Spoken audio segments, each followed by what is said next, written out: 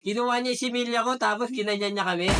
Coach Boy, Oh, ano opinion mo sa usapin ng pamilya Yulo? magandang tanong yan. At dito ko sasagutin yan para sa kaalaman ng lahat. May mga gusto lang po akong i-clarify. Una sa lahat, ang mga magulang, ang ating talagang pinaka-sandigan, no? Sila yung mga protective figures natin habang tayo ay lumalaki. Kapag ang mga magulang ay inatake ang kanilang mga anak, nangyayari nun is nagkakaroon ng disruption sa kanilang attachment. So, nagkakaroon ng attachment issues. Sa issue ng mga pamilya Yulo, gusto ko malaman kung what happened to them. Hindi natin pwedeng sabihin na ang nangyayari sa kanila ay yun lang mga lumalabas sa social media. Through the years, definitely, nagkakaroon sila ng mga hindi pagkakaunawaan at nagkakaroon sila ng mga diskusyon na hindi na alam ng karamihan. Dito, sa usaping ito, two Hulks cannot produce a Bruce Banner. Kailangan meron isa sa kanila na matuto na mag-self-regulate, matutong tumahimik. At pag nagkaroon ng pagkakataon sa hinaharap, wala nang issue.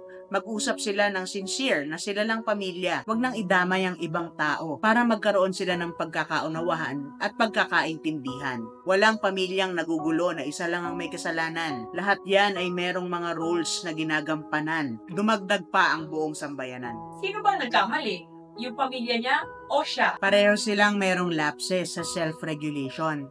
Ibig sabihin, hindi nila napigilan ang kanilang mga sarili. Karoon sila ng loss of self-control. Yung kanilang mga big emotions ay parehong naghinder sa kanilang judgment. So, ang nangyari is lalong lumaki yung gulo kaysa maayos ito. Oh, ganun pala yun. Ganon yon. Ako si Paul Dilara, ang ngayong Certified Trauma and Resilience Life Coach.